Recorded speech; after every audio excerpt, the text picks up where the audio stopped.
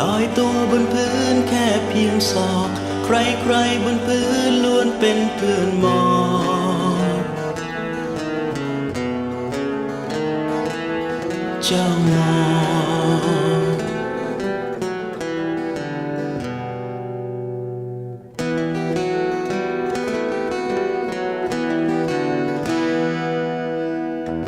พมรดอกไม้ก็เป็นเพื่อนละอองไอน้ำที่ลอยเกลื่อนดินโคลนภูผาล้วนเป็นเพื่อนหมอ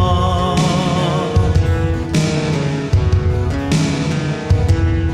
เจ้าหมอกมาวันหนึ่ง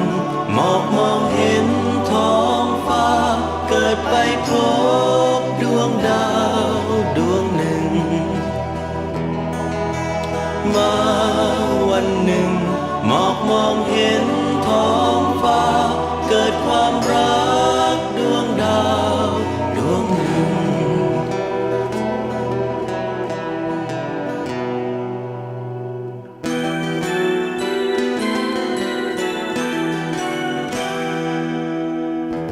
ดวงดาวบนฟ้าจึงมองหมอกเธอคงจะรู้เธอจึงบอกลอยตัวมาหาเธอจะรอมอ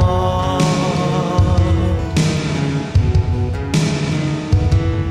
เจ้ามอง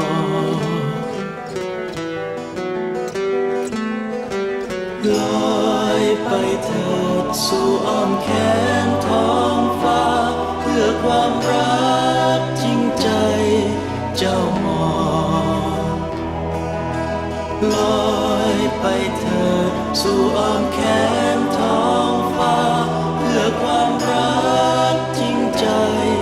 เจ้ามอง